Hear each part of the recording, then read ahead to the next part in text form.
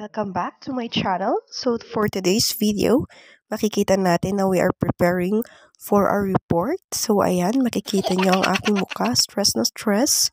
At mukhang oily na rin ang face.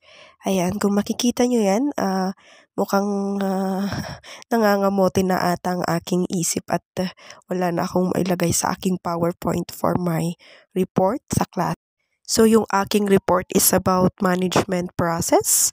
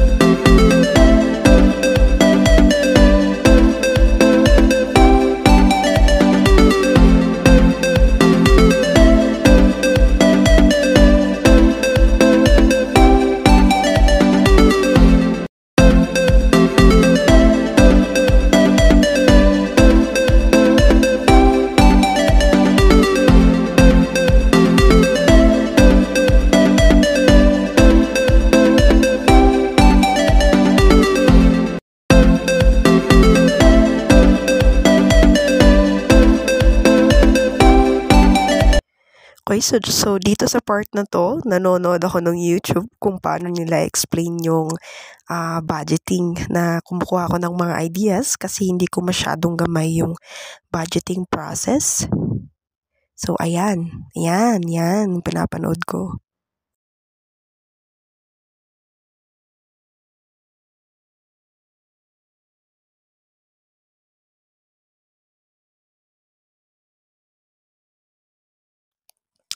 Pero yung mga informations, hindi na kayang i-absorb ng isipan ko. Kaya medyo tumayo-tayo muna ako at ito ang ginawa ko.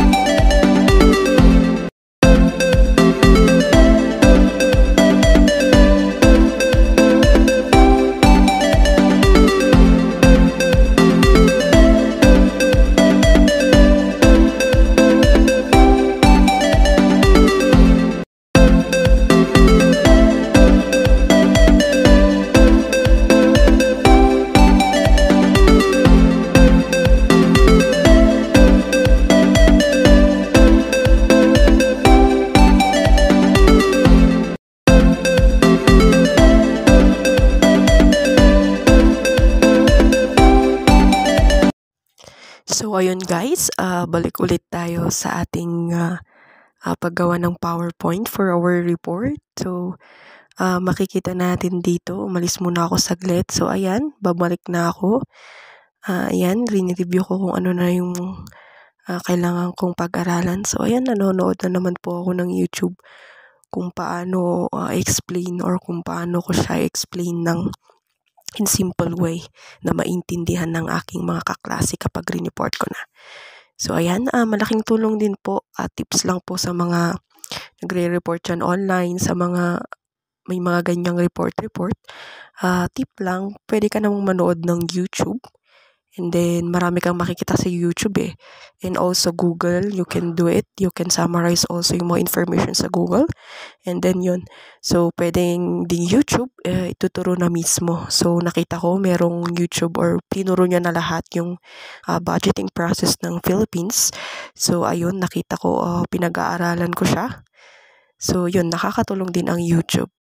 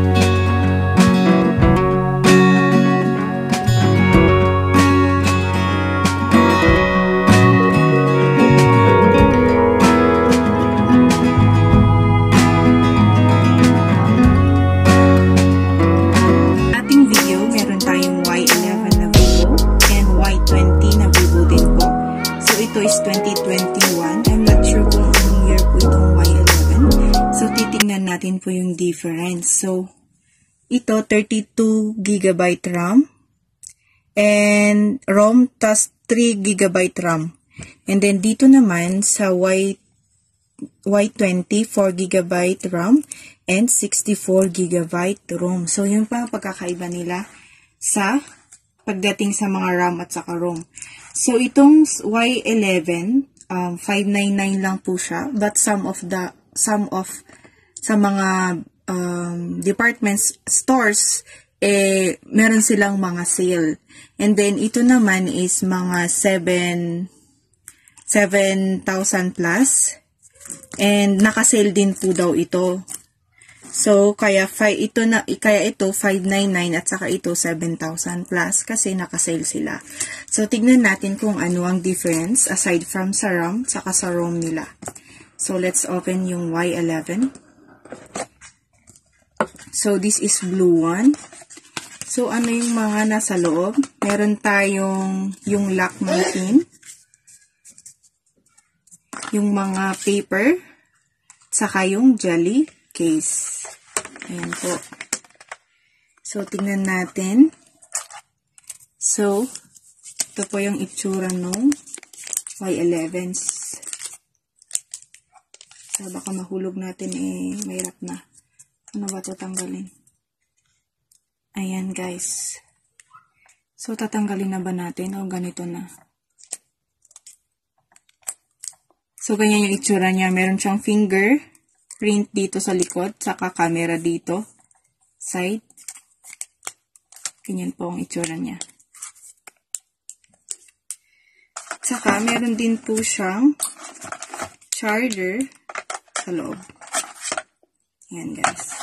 So, tignan natin itong isa, yung bago.